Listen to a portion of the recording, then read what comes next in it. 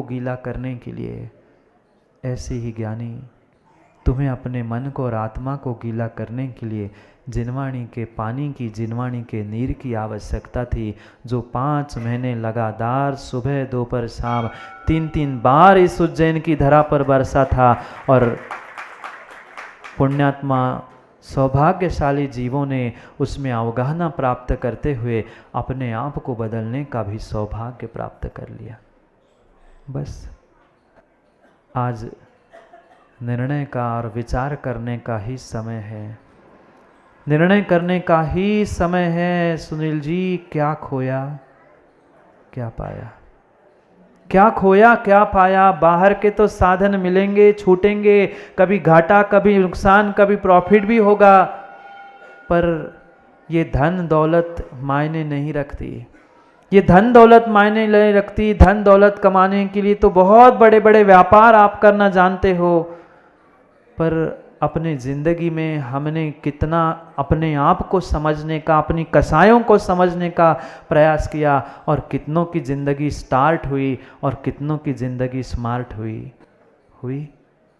विचार करो, अगर एक कदम भी हमने आगे बढ़ाने का विचार किया है, और मैं कहता हूँ तपस्या, नियम, संकल्प ये तो ठीक है, पर अगर हमें सच्चे देव शास्त्र गुरु पर श्रद्धान भी हुआ है तो विश्वास मानना, ये जो लाखों हजारों करोड़ों अरबों खर्च तुमने जो वर्षा योग के निमित्त से अगर किए हैं ना, तो तुम्हारा सम्यक दर्शन, और तुम्हारा नहीं, मैं तो कहता हूँ संतु दादा, ये पूरे उज्जैन में से अगर 2-4 युवाओं ने भी धर्म क्या है, गुरु क्या है, ये सीखा और समझा है, तो तुम्हारे लाखों करोड़ों के दान सार्थक हो गए, क्योंकि मेरे लिए 4-10 सम्यक दृष्टि जीव प्राप्त हो गए। यही हमें खोजना है। क्या खोया माँ, क्या पाया। ये खोया, इससे भी कीमती धन दौलत से भी कीमती देव शास्त्र गुरु के चरणों की श्रद्धा है। कितने बालकों ने वे संस्कार प्राप्त किए, दंपतियों ने किए, और 300-300 250 बच्चों ने 3 दिन घर परिवार छोड़कर वह संस्कार शिविर, वो बुजुर्गों ने 10-10 दिन संस्कार ग्रहण किए। ये क्या कम है। तुम करोड़ों भी दे देना, पर देव शास्त्र गुरु का समर्पण और श्रद्धा, सम्यक दर्शन बाजार में मिलने वाला नहीं है। कहने वाले कह सकते हैं, कहने वाले प्रदीप जी कह सकते हैं, इतने लाखों के खर्चे की क्या आवश्यकता है। मैं पूछता हूँ गोधा जी, फिर तीर्थंकर भगवान केवल ज्ञान प्राप्त करने पर समोषण की क्या आवश्यकता है। वे किसी भी पाटे पर बैठकर दिव्य देशना दे देते, पर अगर वे पाटे पर बैठकर दिव्य देशना देते होते तो शायद अहंकारी इंद्रभूति कभी गौतम बनकर गुरु पूर्णिमा में उनके चरणों में समर्पित नहीं होता। मात्र बाहर का मानस स्तंभ देखते हुए ही, बाहर का समोषण के बाहर का मानस स्तंभ देखते हुए ही उसका मान विगलित हो गया। ये सभा, जब सभा इतनी विशाल है तो प्रभु कितने महान होंगे। इस प्रभावना से ही मिथ्यात्व विगलित हो गया, अहंकार विगलित हो गया। वह मानस स्तंभ देखते ही गुरु शिष्य का मिलन हुआ था गुरु पूर्णिमा के दिन, याद है क्या? 4 महीने कुछ दिन पुरानी बात कह रहा हूं, 4 महीने कुछ दिन पुरानी बात कह रहा हूं। यही गुरु पूर्णिमा आप सभी ने बनाई थी। तब भावना भाई थी कि जो मोदी जी ने प्रारंभ किया मंदिर है, आदिनाथ भगवान ने प्रारंभ कह रहा हूँ, उनका मंदिर नहीं है, मंदिर तो आदिनाथ भगवान का है, पर जो 2-4 व्यक्तियों ने वास्तव में झोली फैलाकर जो आज 3 मंजिल मंदिर बनाया था, उसकी पूर्णता इस वर्ष इस मानस स्तंभ के पंचकल्याणक से होगी। ये आप सभी का सौभाग्य है, क्योंकि राकेश जी जिसने जो किया है उसकी मेहनत तो प्रशंसनीय होती ही है। और वास्तव में जो अधूरा काम आपके प्लान में था ना मोदी जी, मॉडल में बना के रखा था, वो मॉडल आज साक्षात प्रतिभूत हो रहा है। ये आप पूरे उज्जैन वासी का सौभाग्य है। मैंने कल भी कहा था और आज भी कह रहा हूँ कि अगर ऐसा ही सब मिलकर साथ दोगे ना सुनील जी, पक्का मान लेना, पूरे मालवा नहीं पूरे भारत में ऐसा मानस्तंभ शायद ही आपको देखने मिलेगा। बहुत सारे लोग तो कल से ही देख कर कह रहे महाराज जी हाथी किस लिए आए। मैंने कहा मानस्तंभ में लगने के लिए हाथी आए हैं, और मात्र मानस्तंभ नहीं, आपका पुण्य रहा तो हम श्री जी की रथ यात्रा भी उनसे करवाने का सौभाग्य प्राप्त करेंगे, पर आपको पुण्य बढ़ाना होगा। मालाएं शुरू की क्या? आज से शुरू करना है सबको माला।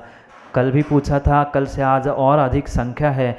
मैं एक बात सभी उज्जैन समाज से पूछना चाहता हूँ, कौन कौन चाहता है कि भगवान नेमिनाथ स्वामी का ये पंच कल्याणक बहुत आनंद से संपन्न हो? सभी चाहते? पक्का सभी चाहते हैं?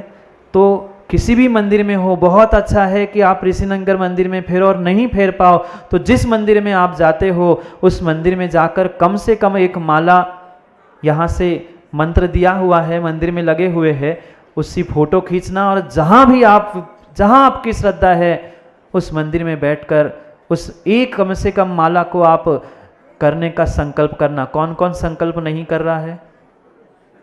नहीं कर रहा है कौन? मतलब हाथ नहीं उठाए, मतलब सभी को एक माला, बहुत बड़ी माला नहीं है। ओम रीम सी अनंतानंत परम सिद्धेभ्यो नमः, इतनी सी माला है। और एक माला कौन कौन नहीं फेरेगा? हाथ खड़ा करना। आप कौन कौन फेरेगा? हाथ खड़ा कर लेना। सभी कम से कम एक माला, जब तक पंचकल्याणक पूर्ण नहीं हो रहा है। कौन सी माला फेरनी? ओम ह्रीम श्री अनंतानंत परम सिद्धेभ्यो नमः। ये मंत्र आपको लिखा मिलेगा, उसकी फोटो ले लेना, और कम से कम पात्रों को तो 5-5 माला फेरनी, और बाकी सबको एक माला फेरनी है। वास्तव में आज तक जैसे उज्जैन के एक एक आयोजन ऐतिहासिक हुए हैं, ऐसे आने वाला भव्य पंचकल्याणक ऐतिहासिक होगा अगर आप सभी साथ देकर गुरु का आशीर्वाद जो ले आए हैं, ऐसा ही पुनः सौभाग्य हम सभी प्राप्त करेंगे। क्योंकि पुराने दिनों की याद तो आएगी ना, आपको नहीं आएगी माँ? पुराने दिनों की याद, कभी गुरु पूर्णिमा में गुरु शिष्य का मिलन किया था। आज तो गुरु भगवान बनकर, अरिहंत बनकर चले जाएंगे, निर्वाण हो जाएगा भगवान का। वो गौतम पूछता है, गौतम गणधर जो कभी अहंकारी था, मानस्तंभ के दर्शन करके दीक्षा लेकर गुरु के चरणों में पहुंचता था, जिसके निमित्त से गुरु पूर्णिमा आपने मनाई, वह गौतम एक दिन पहुंचता है तीर्थंकर महावीर के चरणों में और कहता है, भगवान क्या कमी है मुझ में? इतनी तो आपकी भक्ति करता हूँ, इतना सब कुछ मैंने किया, सब कुछ छोड़ के आपके चरणों में बैठा हूँ। आप 64 रिद्धि के धारी हो गए, आप केवली भगवान हो गए, मेरे में क्या कमी रह गई? मैं क्यों नहीं केवली बन पा रहा हूँ? मुझे भी केवली बनना है, मुझे भी अपने आत्मा का कल्याण करना है, मुझे केवल ज्ञान क्यों नहीं हो रहा? तीर्थंकर भगवान के वाणी में खिरता है, तीर्थंकर भगवान के वाणी में खिरता है। तीर्थंकर भगवान कहते हैं, महावीर भगवान कहते हैं, गुरु शिष्य से कहते हैं, बेटा जब तक शिष्य का गुरु के प्रति अनुराग भी बना रहेगा, तब तक वह अपना कल्याण पूर्ण रूप से नहीं कर पाएगा। पर इसका मतलब ये नहीं गोदा जी की द्वेष करने लग जाओ। हाँ नहीं, पंचम काल है, स्पष्ट करना बहुत आवश्यक है। मैंने कहा ना कि गुरु के प्रति अनुराग करना अच्छी बात नहीं, देखो फिर द्वेष करूं क्या? नहीं, द्वेष तो करना ही नहीं है, द्वेष तो करना ही नहीं है। जब उस मछली के लिए जमीन मरने के लिए निमित्त बनती है, फिर अंगारा क्या मछली को जिंदा रखेगा? जब शुभ राग भी, प्रशस्त राग भी, अनुराग भी तेरा कल्याण करने वाला नहीं है, तो फिर द्वेष तो कहां से करने वाला है? इसलिए द्वेष की नहीं, पर तीर्थंकर भगवान कह रहे थे, महावीर स्वामी अपने शिष्य को कह रहे थे, प्रयाग प्रथम गणधर से कह रहे थे कि बेटा, तेरा जो गुरु के प्रति छोटा सा थोड़ा सा अनुराग बैठा है ना, वह राग ही तेरा कल्याण नहीं होने दे रहा है, केवल ज्ञान नहीं होने दे रहा है। कोई आर्द्र रौद्र ध्यान नहीं था, प्रभु के प्रति शुभ प्रशस्त राग से धर्म ही ध्यान चल रहा था, पर फिर भी कर्म बंध का, संसार का कारण था, इसलिए केवल ज्ञान नहीं हो रहा था। फिर ज्ञानियों, आपका द्वेष, आपके कसाय और आपकी विपरीतता, आपका मिथ्या कल्याण कराएगा? नहीं, नहीं कराएगा, नहीं कराएगा।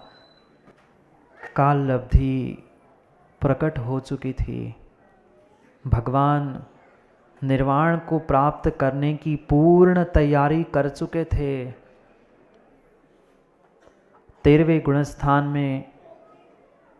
गुणस्थान में समोषण में बैठकर भगवान ने दिव्य ध्वनि के माध्यम से तत्वों की प्ररूपणा की। 6 द्रव्य, 7 तत्व, 9 पदार्थ, 85 काय, निमित्त, उपादान, काल लब्धि, इन समवायों का व्याख्यान किया।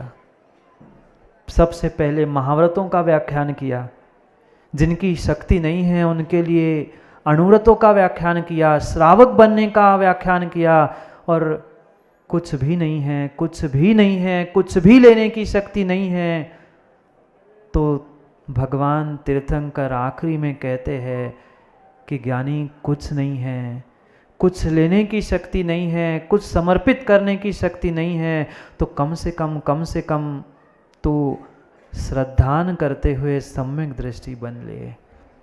क्योंकि दुकान में कोई ग्राहक आता है, कोई है दुकानदार? सोनी जी, कोई ग्राहक आता है, पहले 5 किलो का भाव पूछता है, फिर 1 किलो का पूछता है, और फिर कुछ ना लेके हुए जाता है तो कहता है भाई कुछ तो ले ले, एक टॉफी खरीद ले। इतनी देर, आधा घंटा तूने बहस की, कुछ नहीं तो कुछ तो खरीद ही ले। भगवान भी शायद यही कहते होंगे कि तू महाव्रती बन, अनुव्रती बन, श्रावक बन, 8 मूल गुण, ज्ञानी कुछ नहीं ले पा रहा है, तो जो तुम्हें सर्वोच्च सुख देने के लिए सबसे पहली सीढ़ी रूप साधन है, कम से कम सच्चे देव शास्त्र गुरु का श्रद्धान ही तो खरीद ले। उतना भी तू खरीद नहीं पाया, सम्यक्त नहीं धारण कर पाया, तो तेरी पर्याय, तेरा धर्म, तेरा कुल सब धिक्कारने योग्य है। इस सिद्ध शिला का भी सुख देने के लिए अगर कोई निमित्त है तो उसका नाम है सम्यक दर्शन। और ज्ञानियों, इस लौकिक सुख का भी, संसार के सुख का भी अगर साधन कुछ है तो उसका नाम है सम्यक दर्शन। बिना सम्यक दर्शन के धन दौलत, नाम शौहरत, प्रशंसा, ये लौकिक भी तुम्हें प्राप्त होने वाली नहीं है। फिर तो पारलौकिक मोक्ष सुख की क्या कल्पना। यथेच्छ जितना सुख चाहिए ना, जो चक्रवर्ती, नारायण, तीर्थंकर, कामदेव, बलभद्र आदि भी जो महान विभूतियां हुई, जितने महापुरुष, सलाखा पुरुष हुए, वे मिथ्यात्व के कारण नहीं, उन्होंने मिथ्यात छोड़ दिया और सम्यक की अर्चना की, सम्यक की प्रार्थना की, सम्यक की पूर्ण रूप से अनुभूति की, और उस सम्यक से ही संसार का और संसारातीत होने का सुख प्राप्त किया। वही बात नियोग आज ऐसा है कि कुंद भगवान यही बात आज 163 और 164 नंबर की 2 गाथाओं में समझा रहे हैं। काल लब्धि और काल लब्धि से प्राप्त होने वाला सम्यक दर्शन। पहले मैं दोनों श्लोक पढ़ता हूँ, फिर आप मेरे पीछे मिलकर पढ़ने का प्रयास कर लेना बस आज। और आगे नहीं बोल रहा हूँ, पढ़ते पहले।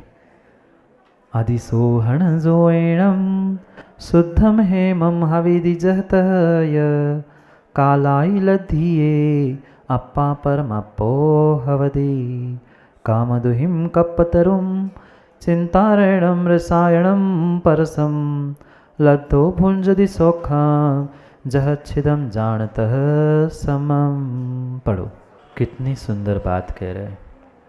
माँ आज दीपावली है ना, बहुत सारे लोग सोना पहन के आए होंगे। नहीं, यहाँ कुंद कुंद भगवान कह रहे इसलिए पूछ रहा हूँ। आपके सोने चांदी से मुझे कोई लेना देना नहीं, पर जैसे पत्थर से निकला हुआ सोना कई प्रकार की प्रक्रिया करते हुए, शोधन करते हुए वह सुंदर आभूषण बनता है। एक जहर की कणिका भी जब आयुर्वेदाचार्य के पास पहुंचती है, किसी वैद्य के पास पहुंचती है, उसका भी शोधन करते करते वह कुचला नाम का भी जहर औषधि का रूप धारण करता है। एक पत्थर में मिला हुआ सोना, स्वर्ण पाषाण भी शोधन होते कभी ऐसा भी समय आता है वह भी सुंदर आभूषण बनता है, वह कुचला भी कभी जहर भी औषधि बनता है। ऐसे ही ज्ञानी, जब तुम अपना शोधन करते रहो, कभी ना कभी ऐसी काल लब्धि आएगी, कभी ना कभी ऐसा निमित्त, और तेरे भीतर का उपादान जागृत होगा। जैसे जैसे वह मिट्टी कलश बन चुकी थी, सोना आभूषण बन चुका था, वह जहर भी औषधि बन चुकी थी, ऐसे ही अप्पा परम पो हवदी, ऐसी आत्मा भी परमात्मा होता है। पूछो उस मारीची से, जब तक अहंकार का जहर था, जब तक कषाय का जहर था, तब तक स्वयं का शोध ना हुआ, इसलिए शोधन नहीं हुआ, और शोधन नहीं था इसलिए शोध न था। शब्दों को भी समझना, शोध न था क्योंकि शोधन नहीं किया। अहंकार विषय कषाय वासनाओं में भटकते कहां दुर्धर योनियों में, कहां वैसा बनना पड़ा, पता है? वैसा तक बनना पड़ा। एक ही इंद्रिय पर्याय में, अकौवा की पर्याय में भी जन्म लेना पड़ा। किसकी बदौलत?